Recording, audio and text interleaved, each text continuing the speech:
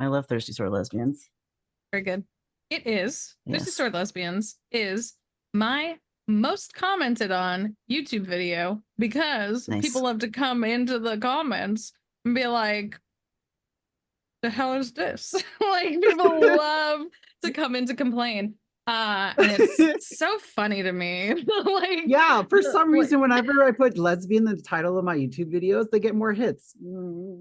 Content warnings for this episode include sexism and being misgendered. Howdy, folks. Welcome to Genderful, a talk show interviewing gender-diverse people about their special interests. Hi, I'm GenderMeowster, and my pronouns are they, them. Hi, I'm Miranda Katita, and my pronouns are she, her. The focus of our show is to interview trans, non-binary, agender, two-spirit, and gender-diverse people regarding their special interests, passion projects, and resources for the gender-diverse community. We want our audience to know that we hold multiple diverse identities and bring these lenses to the show with our passion for telling our stories. I identify as non-binary, transmasculine, polyamorous, ADHD, autistic, and disabled with chronic pain and mobility issues. I also am white and reside in the United States. I identify as trans feminine, neurodivergent, queer, and a person of color residing in Canada. We invite you to remember that we are whole people with robust lives, friendships, challenges, and successes. We love and are loved, and we are delighted to share these stories with you. As always, we kindly remind our listeners that no person is a monolith of their identities. Your identities can change over time and are valid every step of the way. And if you think you're gender diverse, you are gender diverse. There's no social or medical prerequisite to be included in the community.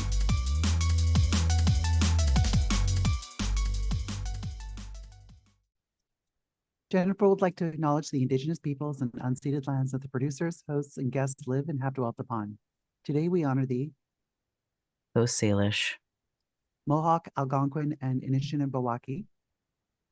And I am on the land of the traditional territory of many nations, including Mississaugas of the Credit, the Anishinabeg, the Chippewa, the Haudenosaunee, the Wendat people, and is now home to many diverse First Nations, Inuit, and Métis people.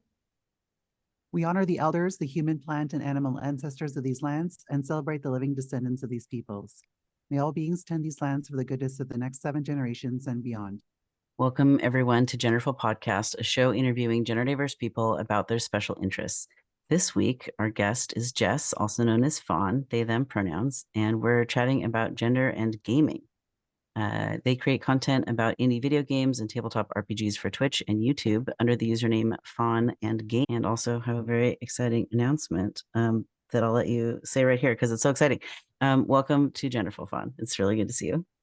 Hi, thanks for having me. Right here? I say right now? Like Yeah. Tell us about your exciting thing that you announced on your stream today. Yeah, just today I announced on all my socials and on stream that I have been invited to be an official Pokemon creator at Pokemon World Championship in Honolulu. So Wow. I haven't even traveled period in a while, and it's a pretty big move for me to go all the way to Hawaii, because if it wasn't clear, I'm up in like northeast Canada. It's like I truly did not realize how long the trip would be. Yeah. So I've been to Honolulu, and it's amazing. It's also a very strange place. I feel like it's 50% gun clubs and 50% gentlemen's clubs. Oh, well, good. Thank you for the information, because I did not know that. I know Honolulu pretty well. It's the beach is great. I recommend, if you have time, to check out the other islands, because I regretted not doing that. Mm-hmm. Because there's so much more to Hawaii than just Honolulu. So, but yeah. I mean, it's one of my favorite places on earth, and I love it, and I've been clamoring for a chance to go back. So that's very, very cool. Well, I'm glad for the heads up. So thank you for letting me know. Yeah, anything else you want to know about Hawaii, you just ask. So. Well, I mean, I think I'm going to be a little bit stuck around the area of the event, since I'm like a creator for the event, so I have to be there for a lot of it. And then it's just another one of the reasons why like I sat on this information for a while is because I wanted to be respectful to the land. I know a lot of the indigenous people in Hawaii don't want too many visitors and stuff like that. So I just want to be very careful that I'm being responsible and not going anywhere I'm unwanted or anything like that. And I've heard that like the city is a safe zone because they're like, this is Oh yeah. where tourism happens. This is where, you know, come and inject money in and like, you know, support small businesses where you can. Don't do Airbnbs. I'm like, understood, because you don't want to support people taking up space from people that need to live there. Right. So just doing everything I can to be a good traveler and responsible, but definitely knowing what is good and fun and safe to do there. I still need to know because I've only just accepted this. Yeah. It's a fun town, for sure. There's a lot to see and do. If you are a coffee enjoyer, there's a special coffee bean. They're called Kona coffee beans. So definitely try to bring some of that home with you. And yeah, if you're like a nature person, if you like hiking and stuff like that, there's so many amazing like hiking trails in that area. I've been told. I'm not a hiking enjoyer. I'm allergic to all plants, so I don't like being in nature. But I've been told by my nature enjoyer friends that it's quite beautiful and there's lots of like amazing trails. So amazing. Yeah, I do like from my plants and my plant shirt and my plant Pokemon. Like I am a plant. That's if I were a gym leader, I would be a plant fairy gym leader. So 100%. If I can get outside and like nice. I would love to do that. So nice. Is the Flaw Baby line a plant fairy Pokemon? Yeah. Nice. 100%. I love it. I'll talk the specific Pokemons because you know Miranda is not a Pokemon. I know almost nothing about Pokemon. I can name maybe a dozen. That's still pretty good. Yeah, that's only because like I hang around so many Pokemon content creators that it's like I've just started like absorbing it like just by through osmosis.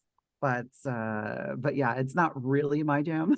Amazing. I love it. That's valid. It's a big Pokemon is such a vast it's like there are certain forms of media where I'm like, that looks cool, but it's also been ongoing for so long that I'm not gonna even touch it. You know what I mean? And I feel like Pokemon's one of those things where it's like if you didn't get on the ground floor, I do not, you know, I don't hold it against you if you don't want to jump in now. Like it's I was just like I'm a bit older, so like Pokemon came out when I was already a jaded adult. So like there was no way I was gonna be getting into this like kid stuff at that age. When I'm like an angsty like early 20s like emo person, whatever. But yeah, there's definitely a lot of media that's out there. Oh, sorry, I started to go off on a rant, but you please feel free to jump in. Speaking of kids stuff, Fawn, what might be some things you can trace back to your youth that indicated you might be gender diverse one day? Segue. Playing Pokemon. Wait, no, hang on. I think definitely. I think there's a lot of stuff. I have an older sister. I have a younger brother. I'm the middle child. That's me. So I was always the odd one out, the weird one, that sort of thing. But my brother didn't come along till later. He was a miracle baby. And my dad really wanted a son. And that was like projected onto me really heavily. And so I grew up being like, maybe I'm a little boy. Like maybe this is who I am. And I leaned, I would say almost too heavily into that when I was like a little kid. Growing up, to the extent where like now if I unpack it, I was like mean to little girls. Like I'm like I was kind of, and that came from like, you know, a place of like not knowing who exactly I was, not knowing exactly who people wanted me to be, because like, you know, some people were like, wear this dress, and other people were like, play sports with the boys, you know what I mean? And so there was all this, and I think for as long as I could remember, there was all like, I like some of this and I like some of this, and I don't know why you expect me to fit so stringently into one or the other. Like, I think from a very young age, I was always, you know, I didn't have the words, I didn't have the vocab, I didn't have the understanding of what that could mean, but I always was like, something's a little off here. Something none of this is quite right. And because the answer was, was being allowed to be free to pick and choose whatever I wanted. And I don't think I had the opportunity to do that until later, much, much later. Mm-hmm. Yeah. Yeah. And so, sorry, go ahead. Oh, it's okay. Go ahead, Miranda.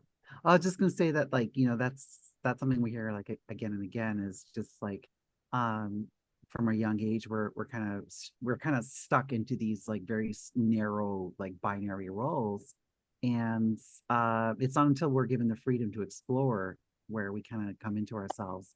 And particularly something you mentioned earlier with not having the language, it's yeah, like if you don't have the language to describe something, then like it's hard to have that concept in your brain. So like I know personally, like I didn't know what a trans person was until my 20s. So like it's like I couldn't conceptualize of it. So once you have the language to describe an idea, then you can start exploring that idea. Absolutely. So gender is it's a whole journey. How would you say your relationship to gender has evolved over time?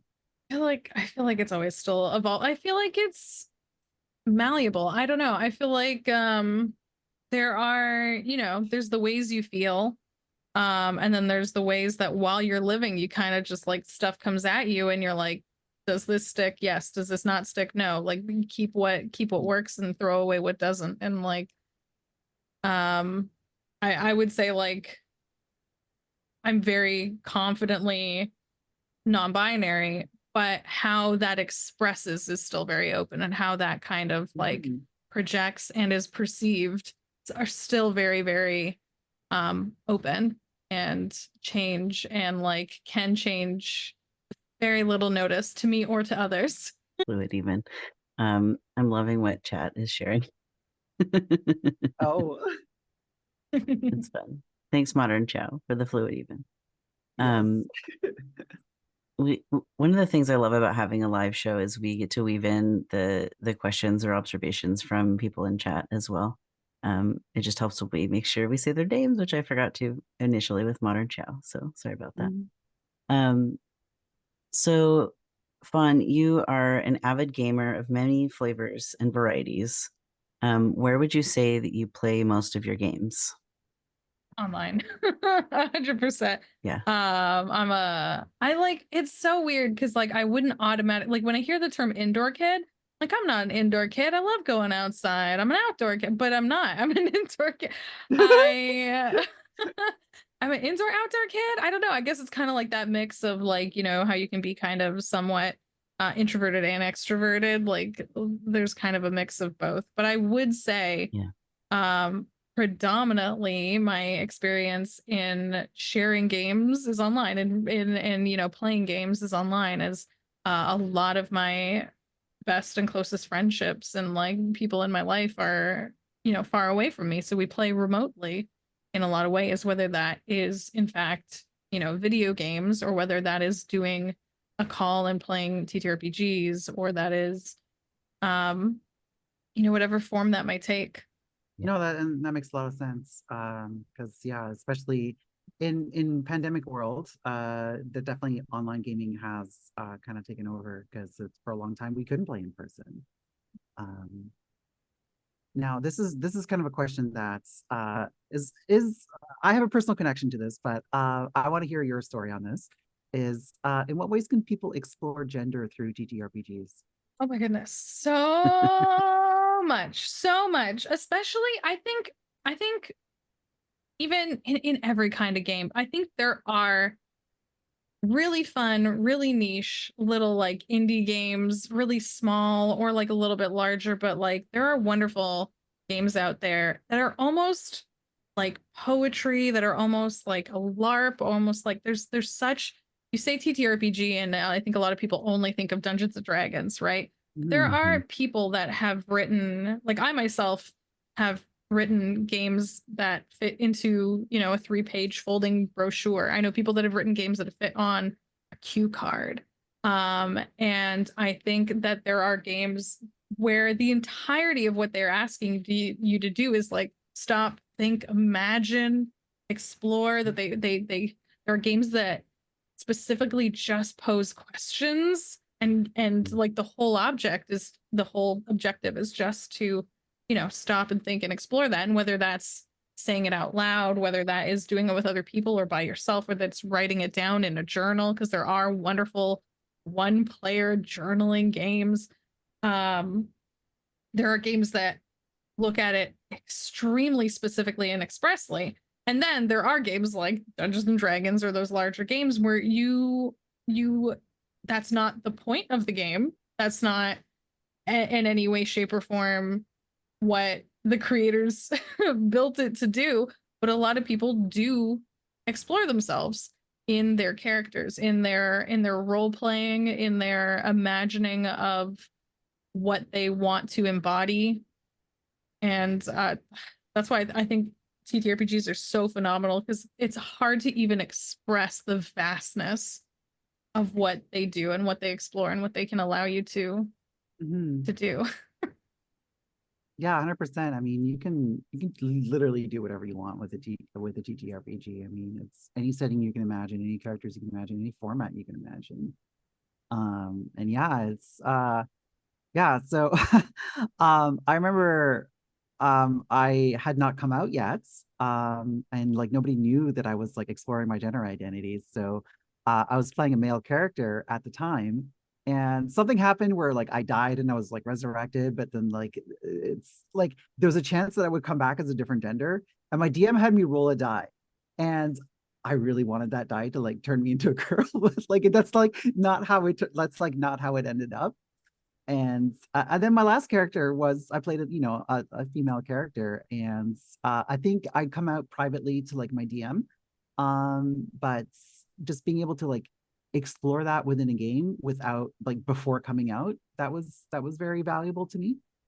um and yeah, like I've heard from like tons of trans friends that play like TTRPGs like D&D or other game systems that like it lets them play with their gender. It's like, oh well, it's like maybe I'm non-binary, I'll play a non-binary character, or maybe I'll try this out. And there's just it's a great way of like doing a trial run for like the kind of person that you want to be. Yeah. I love how like I've tried out names and pronouns with different characters in games. Like I have like character sheets floating around my house. It's like, oh yeah, there's the first time I tried new wallet name. There's the first time I tried those pronouns. There's the first time I tried whatever. And it's like it's so cool and fun because like in real life you change your name or pronouns and people get it wrong half the time and they're like whatever, it's so hard. But then in tabletop games, like, no, that's your character name. Don't call me my real life name, call me my character name. There's not the Yeah, same weird like how it stops energetic being charge. difficult in a game. Yeah. Weird when people can be more respectful of characters than they can of their fellow humans. So I love that. And the thing about like tabletop games as opposed to even video games or TV or other media is like you basically have an unlimited budget because it's as big as your imagination. So you're not like, oh, we can't have this scene or this, we can't have this aspect of it because we don't have the budget for a car chase, or we don't have we don't have the game code for they them pronouns. We only have he and she. Yeah, it was a very specific game I'm thinking of in this moment, but I'm not going to go there right now. Like there is no code, there is no budget. Like you get to do anything you want that your brain can think of, which is very cool. And yeah, I love that. And I love how like online gaming makes it so accessible. Like I wrote in the chat earlier that accessibility is love, because making spaces and communities accessible is part of how we include everyone, because being disabled is something that can happen to anyone at any time. So it's not just like, oh no, now the disabled people can't come. Like, what if your DM has a problem and then they can't run the game because it's not accessible? Like, now the game isn't happening. It's not just those disabled people over there aren't coming. It's like, oh no, our whole game fell apart because we didn't plan for this thing. So like, I don't know. I'm getting spicy about accessibility in gaming. I will always be spicy about that. Yeah. I think it's important. I think it's valid. And I actually really appreciate there are a few like smaller, like indie game companies and stuff like that have made more of a point of being transparent about their, accessibility efforts. There's entire accessibility in gaming talks now, in the same way that, there's like Wholesome Games event. You see all the new Wholesome Games coming up. There's talks and stuff like that now about accessibility in gaming, and it's nice to see because everyone is only ever benefited by accessibility. Like no one is ever harmed through adding accessibility. Yeah. So like there's no reason not to do whatever you can. Like like rights, it's not a zero-sum game. Like you don't have to take rights away from someone else in order to give them to a different group. Like it's like we can all benefit from it. Like it's really So I wanted to bring in a question from the chat. Trashcan Wolves asks to Jess, what is your favorite tabletop game, since it was mentioned in that episode about trans representation in video games and tabletop content? Ooh woo. Ooh woo. At the end of the question. That was Wolves' question with the ooh woo. Specifically the ooh woo. Yes, the ooh woo is part of the question. Yes. Direct quote includes ooh woo. It was mentioned in the episode about trans representation in video games and tabletop content. I feel like I'm being led to something specific and I can't remember. Fun fact, I am very neurospicy, and if I've said something in the past, I definitely meant it when I said it, and if I don't remember it now, it is not to negate whatever I previously said. Here it is shorter. What is your favorite tabletop game? Okay. I don't have one because I cannot be expected to choose one thing. I will never be able to answer one movie, one book, one. How about pick one that you like right now? Oh, which my one's goodness. got your hyper focus right now? Which one are you in love with this week? Which one am I in love with this week? Yeah. Doesn't have to be best of all time. Just like, Actually, no, it's great that you did that. I have like new books on my floor right here. Like there's this wall of books and stuff like that. There. So I'm gonna pull it up. Yes. I love show and tell. This is the smaller version. I also received the bigger version, but this is giant. This is a huge book. Big. This is larger than they originally expected. And anyone that backed it's one of those ones where if you back the Kickstarter, you ended up with like 3 times as much content as you like paid for, because they were like, we did so well and we just got so inspired to make content that we just kept going. It's one of those, which I always think is so beautiful when that happens. But this is Yaziba's Bed and Breakfast, and it is so gay. It's so gay. It's so queer. It is about found family. It is a space in which like this house, and you can see it's very like cute, but it's like kind of mash of pieces. And I can see it's still the shrink wrap. Well, because technically this is for someone else. Mine is the even bigger box set. Wow. So you found it. Yeah. So this is really great. And it's not a game where you exactly play any one character. It's the kind of game where there's a whole bunch of different wonderful mini games, and you kind of choose where you want to go along in the story, and you kind of go like, well, we just had a really fun beach day. Let's do a nighttime around the fire scene. Let's do like a and I think that's so much fun. I love games like this that let you just kind of bip and bop all over the place, that kind of like, let you just like, you're not set to one thing. You have your characters who you like to play and you can grow them, or you can be like, I want to be someone else today. I don't want to be who I was before. I want to be someone else. And this game kind of lets you do that. And I think it's so beautiful. It's about found family. It's about like finding your space in a beautiful queer space. It's unbelievably gay and wonderful and welcoming. And it's for Pride, everyone check this and all the rest of the year as well. It's so fantastic. Highly recommend. Yeah. Honestly, like found family is like one of my favorite tropes. I love it so much. And this is kind of a deep cut, but this game is like the WarioWare of TTRPGs. I also helped kickstart it, but I can't remember. I think I might have done like digital stuff only flavor, which means I have all these emails with like, go here and download the thing, and I keep forgetting to do it. And I'm like, ooh, in the future, whenever I back a tabletop thing, I always need to choose the physical book option because I never remember. to look at a PDF later.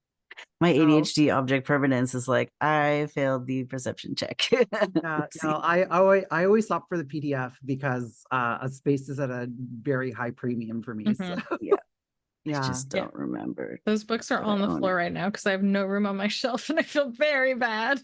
yeah. Like- I'm actually in the process of getting rid of a bunch of stuff. So like, it's like, yeah, it's so boy, I have so little room. So I definitely can't. Books, no books, no more books. It reminds me when I was a kid, when I wanted to get a new plushie, my mom would be like, okay, you can get a new one, but when we get home, you have to pick two that you have to let go of. And I'm like, do I want this plushie enough to let go of two other ones? I don't know. Two is unreasonable. One would have been fine because then you're maintaining the plushie economy. When you're gaining one and you're getting rid of two, it's a plushie deflation, which is were horrible. already over plushie capacity. Okay. So it's getting me to winnow down. It wasn't like I'd bring one home and lose all my plushies. It was chill out on the plushies. All right, so I'm gonna make an attempt to get us back on topic. Otherwise, I'm gonna, my chaos gremlin energy is just gonna keep rising. So okay, we probably have we have 6 minutes till ads, so yes, 1 or 2 questions for that quantity of time. So here's so for a lot of our listeners may not be super familiar with TTRPGs. What's a good one to get started with? Are there any ones you especially recommend for beginners? For the Queen. Easily, hands down. I in the we are still in COVID times. So hi, I'll be safe. But before that, when I was actually meeting people in person and doing in-person events, there was a wonderful local event, not an event, it was like a community support group called Dames Making Games, not Games Making Dames, Dames Making Games. And it was for like, that was the cutesy name, but it was for anyone, but it was specifically making space for, you know, them and gender non-conforming and like non-cis het men, especially. And I would take For the Queen every time, and I had a number of people come and play with me who would admit like I've never played a TTRPG before. I've never, like, I don't know what I'm doing. And I was like, have I got the game for you? And it is literally just an improv engine, almost essentially, like, so which I think is what people need sometimes to dip their toes in the water. You know what I mean? Rather than the huge character creator, rather than, you know, like, you know, those books that can be so intimidating. It is a deck of cards with some art on some of them and then some questions on some of them. And you literally you pick out the art you like, you pick the characters who you want to be representative of your story, and then you answer some questions. And it's like, why are you going out on this adventure right now? What are you leaving behind? What do you hope is on the journey ahead? And it's these very simple but very engaging prompts that I think could make anyone realize that anyone can play TTR. It can be as simple as, you know, kind of evoking a response and just thinking like, what might be fun to do, or what might you want to do, or what do you think works in this story? What's the story you want to tell in this scenario? And I think games like that are such a good introduction to let people know, and even actually people that are used to playing much more mechanically heavy games, to like stop and pull it back and be like, instead of just being focused on the numbers, instead of just, you know, crunching those stats, instead of just rolling the dice, just stop and think about the story you want to tell for a second. Just stop and think about, like, you know, what's fun to answer to this question. Yeah, no, I appreciate like games like that exist, because like I tend to prefer like the crunchier games, like the really ones that have a lot of numbers in them, because as a mathematician I love numbers. But I think there's definitely a lot of people are put off by that, and having a non-crunchy game, having a game that is more focused on the storytelling is absolutely has a tremendous amount of value to it. So I did look it up quickly because this is not a game I've played before. It does look like it's out of print, but I think they're working on a new edition of it. So Critical Role has it now. I was going to say, available through Critical Role. So this the art might be different, but it's the same game. Yeah, this is the original. It is by Alex Roberts, who did one of my other all-time favorite games, which I would love to talk about later. So Alex Roberts makes amazing games. And it has been, I believe, purchased for republishing by Darrington Press, which is the company that, the game making company of Critical Role, essentially. Okay. So they are putting out a new version. So that Nice. is where you probably can find it most easily now. But just as Well, long as next you time I go to acknowledge my Alex friendly local Roberts. game store, I will see if they have a copy. Yeah. Yeah. I just don't want the original creator to be ignored, because sometimes when you have a big name like Critical Role is Critical Role is what got me into D&D. So like I'm not here to like put down Critical Role. I just Do you have mean any idea how many people have said that exact same thing to me before? Yeah. They're just such a big personality, and they're such a big presence. And you just want to make sure that the small guy gets acknowledgement too. And so that's why I'm very absolutely. I think like my old D&D group, like the vast majority of them got into D&D through Critical Role. So Fawn, I would love to talk more about doing board games online. So like tabletop games online is one pile and flavor of things, and there's so many like options for that. But what if you want to play a board game? Like what if you want to play like Machikoro or like cute little card games? Do you have suggestions of how to do those online that kind of help with that accessibility from home and like COVID, your lungs aren't breathing the same air things? I mean, I think you mentioned it. The Tabletop Simulator, while not the best program, is one it's very that challenging to use. Yeah, is one where sure is janky. But what's a selling feature about it is that people put their own code in, you know what I mean? People have like, it's very good for the availability of community made stuff. So that's one where it's nice because you get one thing and then you can play lots of games. Unfortunately, in my opinion, something I cannot do, and I know a lot of people won't be able to do, is a lot of wonderful games make their own great online engines, but then it means you're buying each and every individual one. So I do think it is, and I think Miranda, you brought up a good point where, similar to like where D&D, where like people are like, but I want to play my one and only game. I think if you have one game, one or two games that your friends, that they will play, and they will play like maybe working together and picking out, one or two of those really good. Cause like I have a community of friends that play Root together. And Root is something where you could play it on Tabletop Simulator, but it's not as good as playing the Root. The official game. because like the official implementation of a game is almost always going to be better than the TTS version. That's just a fact. Like but Root's a fun little game. I recommend it to my friend based entirely on the art style because I knew he would love it. And it's deceptively cute. You got all these cute little animals and like, but that game is ruthless. It is a game of conquest. There's almost as someone that plays it every so often with friends, I will try my darndest to play pacifist runs. I will try so hard where I'm like, I'm not going to do any fighting. You know what I mean? Like, it's like a little mini goal of mine. I'm like, I'm going to win this as a passive, and it's damn hard. Like, I go by Bugs Bunny rules. Like, I will attack no one, but the second I get attacked, it's a war. That's fair. That's honestly, and like, there are, because how Root works, for anyone that doesn't know Root, you play as like little woodland creatures, so that's where the deceptive cuteness comes in. You're like, oh, cute, like these adorable, but they are all out for the same resources, not the same land, and they all have their personal objectives. And what's really neat is that each kind of character plays on almost different mechanics and different systems, so everyone is playing kind of like a unique set of features. But you, like, a lot of them have to get into fights to progress. Like, truly, honestly, it is a key component. It is almost impossible to play the game without fighting. Yes, no, it's a ruthless game of it's oh boy, and I played a fair amount of Twilight Imperium, and I feel like Root is more ruthless than Twilight Imperium.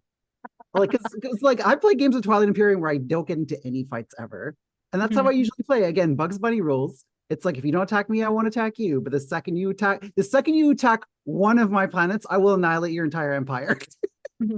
Made of Cartoons in chat is saying no peace in Root. Like, it is true. It's true. That is a game of war.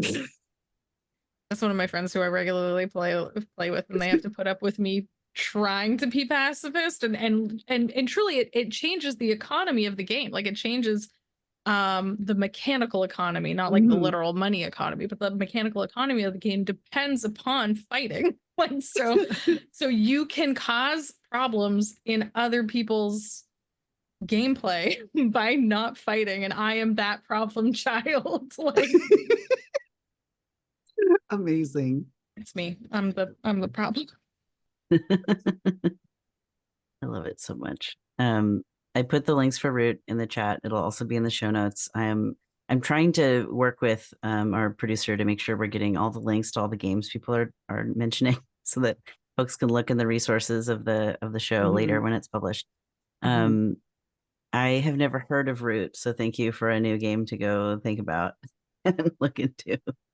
Fun fact, Root has a TTRPG as well. It started as a board game. Oh, that's so wild. I didn't know that. Yeah, it started as a board game and is still predominantly most famous for the board game aspect, but they proceeded to make a TTRPG version of it, which is all about rebellion. It's because that is a key component of the game. So it's interesting because you are, trying to rebel from ruling classes, and it's an interesting story to tell. So it's all about overthrowing the bourgeoisie. Yeah. Honestly, it truly is. It's so which is I want to play the TTRPG more for that reason. Oh my god, incredible. It's so good. Now it's focusing the conversation back on gender. Are there any TTRPGs, especially indie RPGs, that you think are particularly good for getting creative with gender? Lots. Go to itch.io and put queer in the title. You'll find so many things. I just mean that so TTRPGs on itch.io are under physical games. That's how they are separated from like the video games and the other stuff like that. So if you go specifically to the physical games tab, there are so many wonderful, like literally I'm gonna pull up mine right now. Queer Heist Crew. Like there's so many games. Thirsty Sword Lesbians. Have you heard of it? Well, so some friends of ours have played that on stream. I may have even been in. We might have streamed it on my channel before. Yes. Many Thirsty Sword. I used to have, before Genderful, we did a tabletop podcast, and we did like 16 episodes of me GMing Dungeons and Dragons, and it was like this world that I built that was a mashup of a bunch of other worlds. And then for this little breath of time, we had like 4 episodes of a Thirsty Sword Lesbians campaign that my friend, that's Barnaby, was running. And we flew around in this spaceship called the Ace of Space. It was this little round Ace Pride spaceship. But of course, one of us wasn't Ace. It was me, the kitty boy. Anyway. But we got our GM got tired and couldn't keep doing it, and then we stopped making tabletop content, and that's actually was the moment in time when this channel pivoted from being here's the dead name of this channel, Dungeon_Meowster, to GenderMeowster. There was all that stuff about racism in D&D, so we stopped playing D&D, and then like this was in early 2020, late 2019, also when lockdown started happening. We were already playing online for other reasons, but that happened. And then honestly, I think the anxiety of the lockdowns was just so big that all of our executive function was gone, and learning new things was hard. And so we just stopped because we didn't want to do it wrong. Like on camera in front of people, we would rather not platform a racist like system than make any content. So we just stopped making content. It's like, well, I guess I'm gonna play some video games on stream for a while and see what we come up with instead. So, but we did for a very short time have a Thirsty Sword Lesbians campaign on stream, and it was very fun game. I love it. I love the strings and how like emotion and community and like emotional connection relationship it is. It's a great game. I think I backed that one too. I got 2 copies of the book somehow. I think there was a misprint, and then they sent out duplicate copies to people. I may have even raffled one off during one of our mutual aid events at some point, the duplicate. So yeah, it's a great system. I love Thirsty Sword Lesbians. Very good. It is. Thirsty Sword Lesbians is my most commented on YouTube video because Nice. people love to come into the comments and be like, the hell is this? Like, people love to come in to complain. And it's so funny to me. Like, Yeah, for some like- reason, whenever I put lesbian in the title of my YouTube videos, they get more hits. yeah. Yeah, but I literally because it's called Thirsty Sword Lesbians, but we had people of all genders and bodies and all sorts of Yes. things playing, and just people come and be like, how can these guys be lesbians?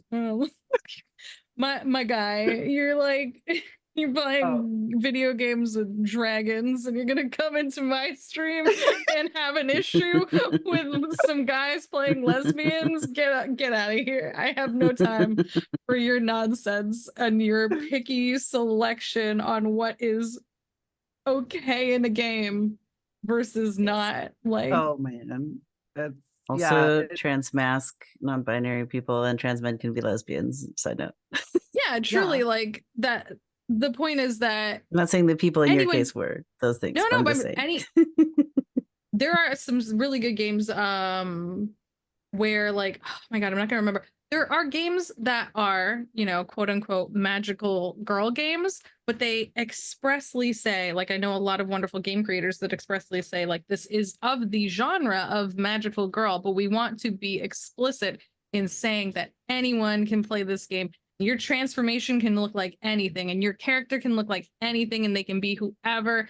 And that is not a limitation in any way, shape, or form. It is simply to say magical people doing transformations to power up into whatever kind of being you want to be. You know what I mean? It is simply to indicate an anime style or a trope or a thing, and similar to that, you know, to say thirsty sword lesbians, well, especially in the case of a TTRPG that is meant to be about, you know, exploring, like you said, the relationships and the strings you have between people. Like, it's not about looking a certain way or being a certain way or fitting a certain role. Like, anyone can be a lesbian, especially in Thirsty Sword Lesbians. There's even a page that says, "What if not thirsty? What if not sword? What if not lesbian?" in that book. And so, if you're not thirsty or a sword wielding person or a lesbian, it's okay. You can still play. You can be an ace, bow, demi romantic. Yeah. I really thought you were gonna say an ace bow, and I was like, yeah. That's way cuter. I should have thought of that. Let's pretend I said that. An ace bow. I love it. Very cute. But yeah, there's I would say there are so many games that are either expressly or not. Oh, there's a game that's literally called Hot Gay Bro Dragons. I love the name. I love it. You play a group of hot gay bro dragons that all love and support each other, and you each have whatever kind of horde your hot gay bro dragon wants to have, and then you express your love for your hot gay bro dragons, and you give them some of your horde, and you give them some of your treasure. You just go around literally loving on each other and like doing little things together, and like, that's adorable. Love it. So good. Games are great. Play weird games. Go out and find weird little games and play those, because they're great.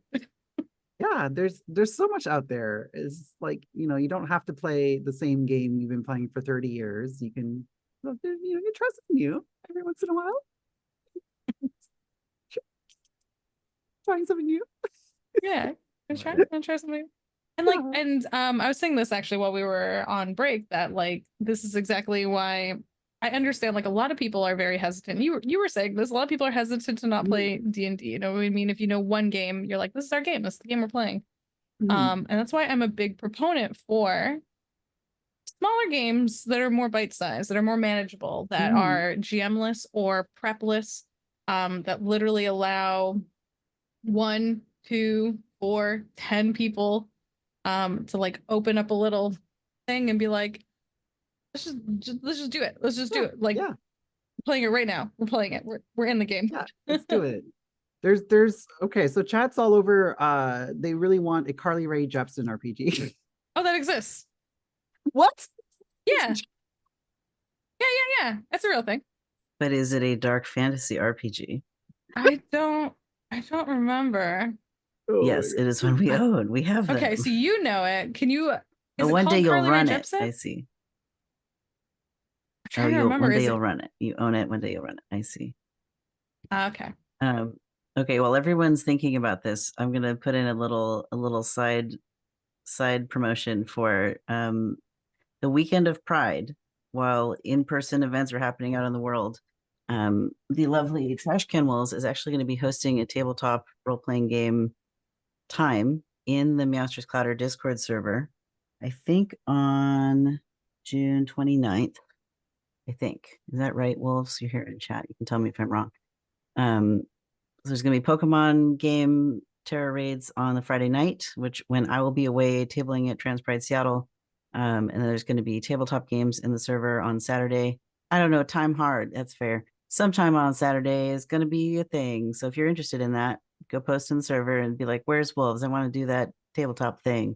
June 29th is your birthday. Happy birthday, Fairy Chaos. That's fun. Yeah, so I mean the idea was like we'll be tabling at Pride, handing out, cards and little info about the Clouder, but then people are going to want to check out the server. So I was like, oh, we should have something happening in the server for people to check out.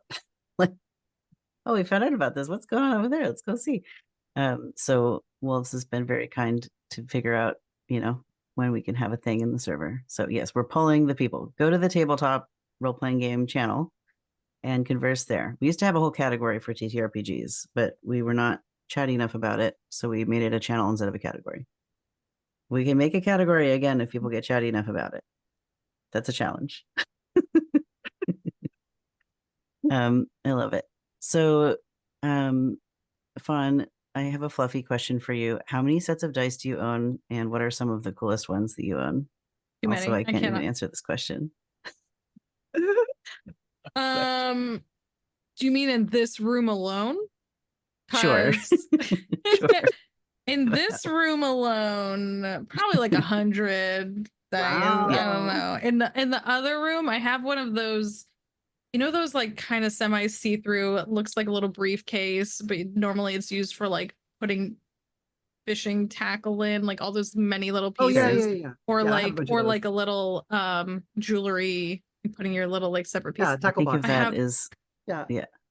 I have multiple things like that full. Wow. I had to stop. Have you used all of them? I have this bag of dice here. Oh, good. It's mostly D20s, but and I have my Chad D20, which I don't know if you can see.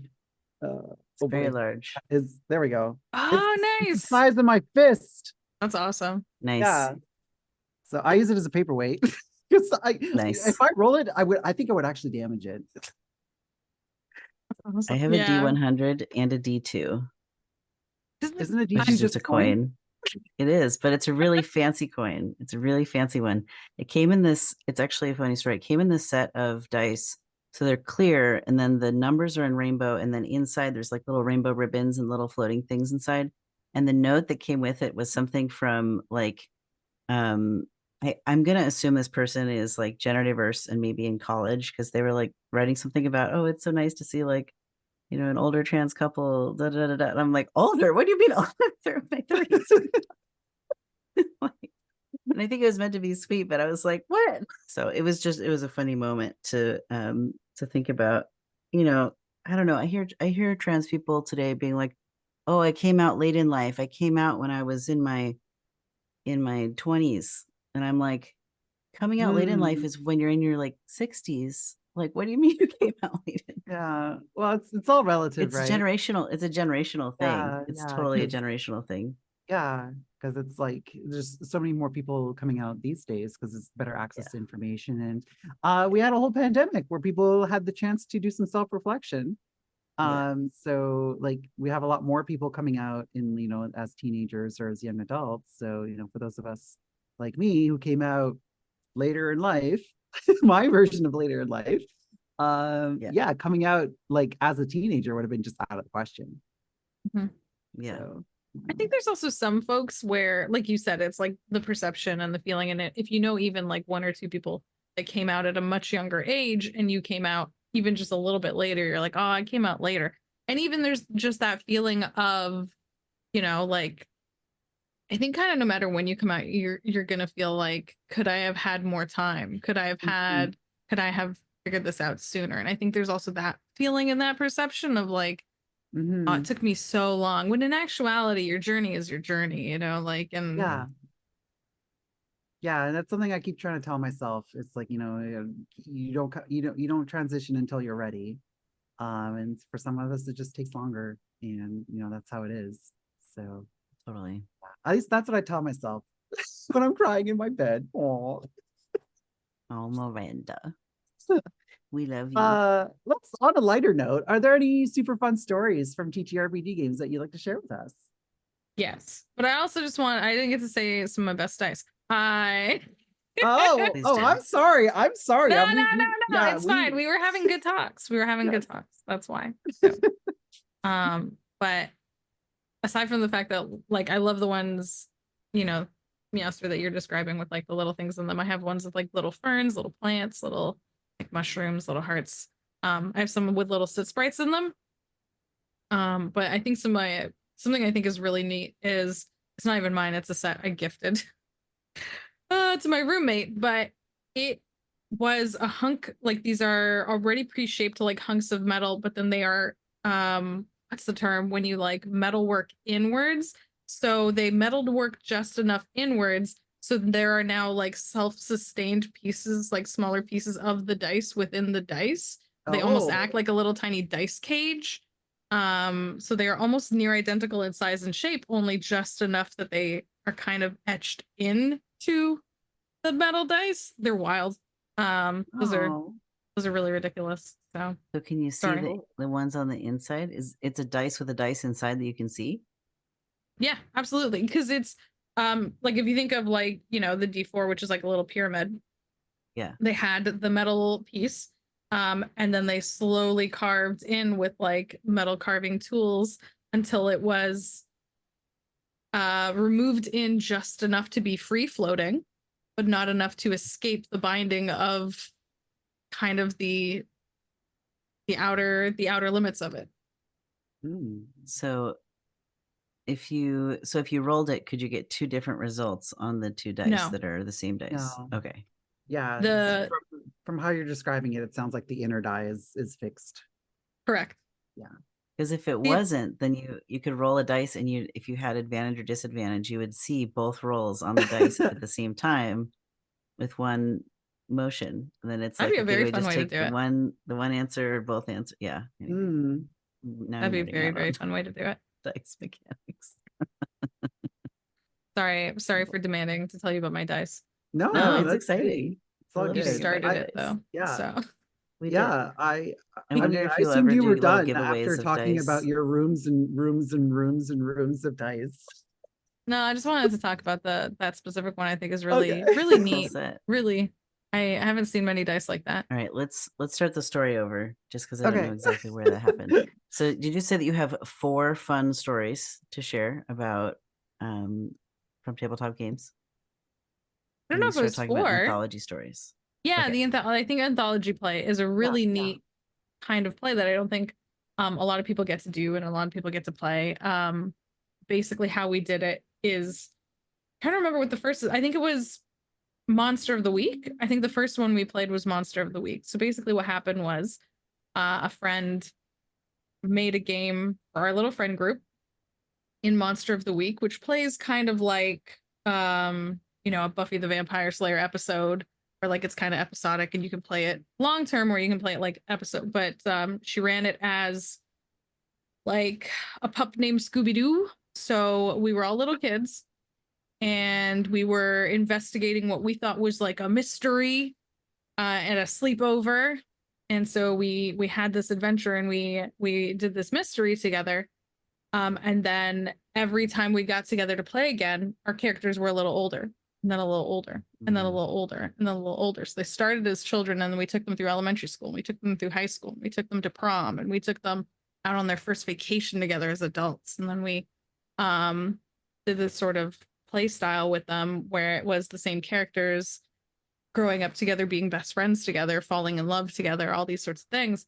But every time we played, a different member of the party would run it in a different game. So we started in Monster of the Week, and then I can't even remember all the systems we played. We probably played Thirsty Sword Lesbians, and we probably played Monster Hearts, and we probably played and it's a really, really fun way to play, because every time you play a different system, someone else is like taking the responsibility and they're telling a story that week. But also you have to take your character and go, okay, in this world, what is my character? In this world, in the last world, my character was a guardian. In this world, are they what makes sense for them? Are they still kind of protective? But this game doesn't have fighting in it. So instead, this is a social game. So what moveset would they have if they instead were like socially caring for their friends, kind of as the protector? They were the physical protector last time we played with a literal sword and shield, but this time they're going to play kind of like, you know, the stop, stop people from harassing the community person, because this is a social deduction game, or this is a something like that. And I just think anthology play is such a it has such wild possibilities. Oh, 100%. Yeah. It's amazing. It's almost like playing in a multiverse.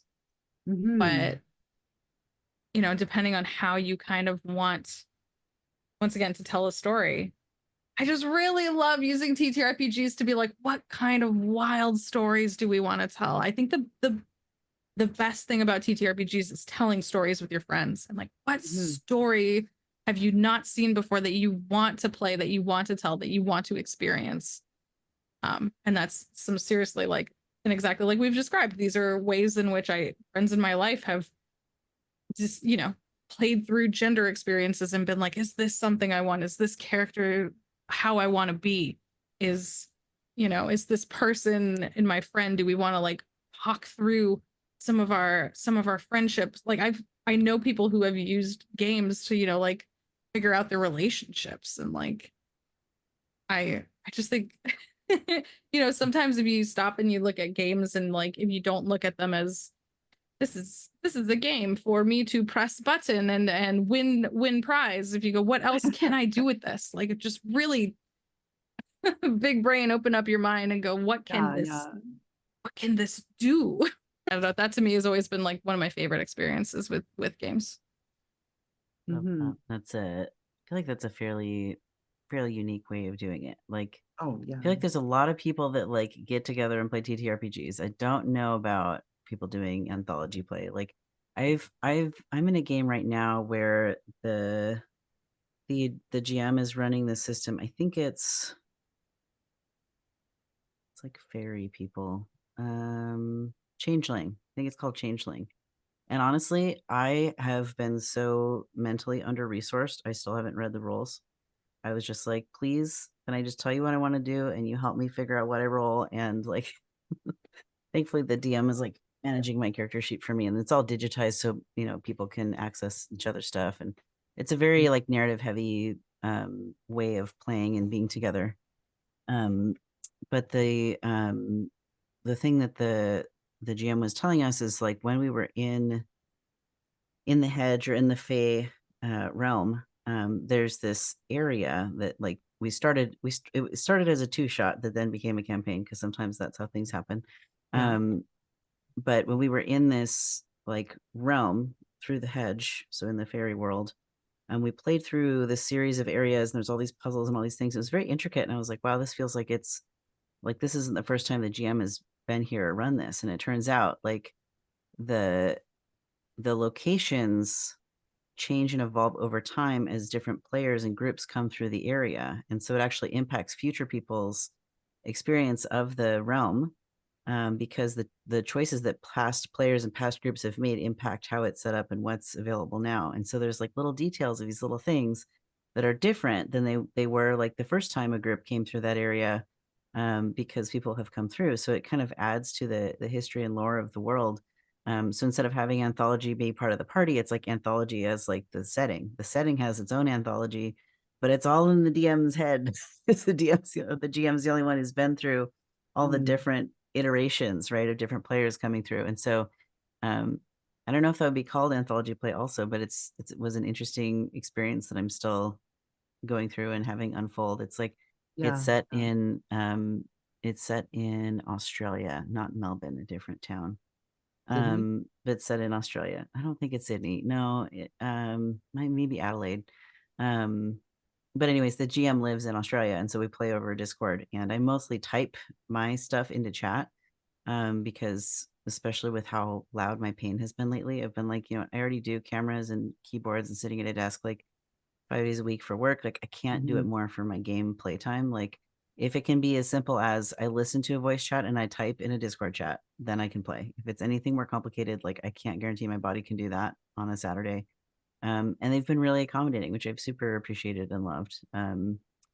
So I also think Changeling is maybe an older system, and I don't know if it's out of print or whatever. So it's kind of like a bunch of older trans people playing this old game that people can't get a hold of anymore. But it's just been a really lovely experience. And another thing that's cool about that particular system, I think it uses like real world maps, in terms of like when you're not in the hedge, like when you're in like default world, like human world, like you can just use like Google Maps and there's your map. There it is. So it saves that bit of work for the GM, but there's also like, in this particular setting, it's like we're in like 1984 or something. So it's like in the past. It's the real world, but it's in the past. And um, it's just cool that you can do time travel, you can do realm hopping with tabletop games. And I love the idea of a location having its history unfold, and have that impact the players too over time. It's a really cool setup. Yeah, that's awesome. Miranda, I'm really glad have... that they're accommodating as well. Like that's that me too. that you're able to play in the way that works for you is great to hear. Because well, it feels like such a big ask, and like that's why I don't go looking for games, because I'm like, probably this is too many accommodations for people to want to be making. Like there's a couple systems that I have enough in my head that I can do, but I feel like I've just been in like burnout or crash long enough that like I just don't have the mental capacity to learn a new thing, a new system, a new whatever. So unless the GM is really confident and willing to really walk me through it and be patient, I'm just like, have fun with your cool game that's indie that I can't learn. Like if it's not a page long, I can't do it. Yeah. I really like rules light stuff for that reason. It works well with my burnt out brain. I love when you're talking about like, games that are just like an index card or 1 page or a little 3-page booklet. Like that's about the length that I can handle these days, with my brain as tired as it is all the time. So anyway. So I did want to pivot a little bit to the video game space. Are there any indie video games that you like for gender exploration? I think that that's one that's going to be very different for different people, because sometimes all you need is a character, like a really open-ended character creator, you know what I mean? Sometimes just getting to explore building the character of your dreams is so huge in, especially for those of us who like definitely there's definitely some games that like, oh boy, they know how to pull on your heartstrings. Like I had that happen with Super Lesbian Animal RPG, where it's like I'm playing this game with anthropomorphic animals. I'm like, I'm not expecting to get emotionally invested in, but I cried during that game. I love your VOD of that one on YouTube. It's very sweet. Oh my god, it's a game that's near and dear to my heart. It's like because it's the most trans thing I've ever played. It's fantastic. And it's a really creative game. I mean, it's made within like RPG Maker, but like even within that confine, like they do a lot of creative stuff with it. And just the characters' relationships just feel like so like genuine and lived in. And like it's not all fun and games the whole time. Like, they go through some difficult times, and they get through it with the help and support of their, their friends and their loved ones. And yeah, It's like I legit cried by the end of that game. Like I highly recommend it. It's really fun. It's especially if you like old like JRPGs. It's not like a mechanically difficult game. Like you don't have to grind, you don't have to struggle with it. But the characters are so wonderful. But I mean, not to plug my own stuff, but like I do have a let's play of it on my channels. For those people who are too busy to play video games and just want to watch other people play video games, we got you. Yeah, we while got you, you fam. clean the house or eat a snack or whatever. I love when games like if characters are only player sexual, that doesn't quite feel queer to me. But when there's like other characters in the game that are like, lesbian or gay or trans or whatever, and it's not just like maybe the character is. I prefer those ones where like disability and queerness and gender spiciness are all included in the world that exists. Like, some games I end up modding because I'm like, I love this game, but I need it to be more diverse. So let me throw on a couple mods for that. Yeah. Like, let's get more races in this little valley. How about not all white people, actually? And that's where like sensitivity readers can be really valuable. Like, you don't need every game dev and every writer to know everything about everything. You just need people to be willing to go look around and be like, hey, maybe we should run this by a disabled person, a person of color, a couple people of color, like specifically a non-seeing person or non-hearing person. Like, instead of, you don't expect the wheelchair user to know about like hard of hearing stuff, like not lumping people into groups. I don't know. It's just, I love when that's part of it. And so that also means like in the beginning, when you're setting up the budget for the project, making sure you have line items for those sensitivity readers and that you have enough time and include them early enough in the process so there actually is time to revise the story writing and the way that the game code is getting written so that you can have the third gender option or have like, the dialogue choices not be linked to gender at all and then have neopronouns. Like, so what if someone wants to be fawn self pronouns like in their game? Like, okay, let them write in their own pronouns. Have it be a neopronoun party type. Like, have you seen any game with neopronouns? Like write in your own pronouns? I would love to see that video game. Where's that video game? Yeah. I want to play that game. Yeah. I mean, I definitely haven't seen any like, AAA or AA games. Hey, fair pronouns. I'm sure there are some indie games that have that option. I want to know what they are. Rune self pronouns. I mean, we get excited when a AAA game has a they them option. So oh my gosh. Yeah. I know. Yeah, fawn are good pronouns. I'm glad that we talked about this because I have another podcast project that I'm working on that's like supposed to be catching the oral history of a certain tradition. And we have talked about having ASL interpretation as part of the show and like have that be as part of the recording. But what I think I should do is reach out to some folks who are interpreters and say, hey, like what do we need to keep in mind, like in terms of the production and like going into it, like how should we make sure we're filming it? Do we need to make sure how much of the visual space on the scenes needs to be allotted for this? Like, how is there certain way we need to phrase the questions, or like what do you do when people talk over each other? Like you only have one person who's signing. How do you do, like, do we need to make sure there's always two, one for the interviewer, one for the the responder or person being interviewed? Yeah, so those are all questions that I probably should go ask him sooner than later before we start recording.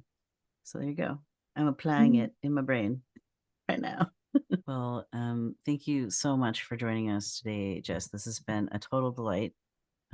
Chat FaunAndGames, they them pronouns, is a queer Canadian non-binary neurospicy variety streamer, showrunner, and game designer. They love highlighting indie games, queer content, and stream everything from cozy games, special events, chaotic fundraisers, and the nerdiest of chats. Check out beacons.ai/FaunAndGames. Faun is spelled FAUN for more information.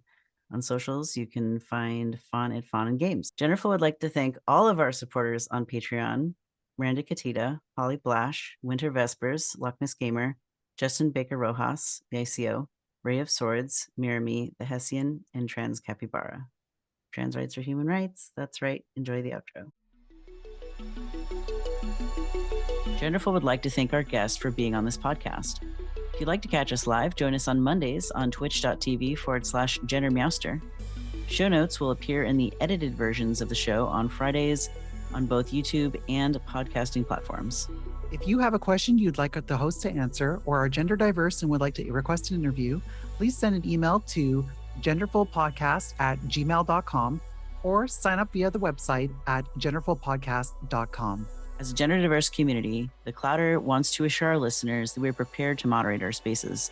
We will get positive and negative feedback on these shows and topics, and we have a moderation team on our channels, socials, and Discord server ready to deal with this. Please join our Discord server at discord.gg/Meowster to meet the community and get a regular digest of solidarity resources. You can also support us with subscriptions on Patreon, following and reviewing us on your favorite podcasting platform, or engaging with our posts and content on social media at GenderfulPod and at GenderMeowster. You can take a few minutes to rate the show. We will post any 5-star reviews on our socials, so get creative. Mention a special interest of your own, a project you're working on, or even say hi to your comfort person in your review. What power! This show is made possible by volunteers, tips, and subscriptions. Shout out to the folks helping us coordinate guests, edit the podcast, moderate the live chat, and post on our socials. Here's our artist credit. Genderful is hosted by Miranda and GenderMeowster. Genderful's pre-show is wrangled by JuiceTex. Genderful's live stream is produced by Mirami. Genderful is edited and mixed by Transgriffin and FreeRangeMegs. Genderful's promos and thumbnail graphic are designed by Transgriffin. Genderful's social media is managed by Kainsey. Genderful's theme song is called Hope by FreeRangeMegs, also known as Soma. The current GenderMeowster logo was designed by Siptopia. Genderful is the intellectual property of GenderMeowster. All rights reserved. Trans rights are human rights. That's right.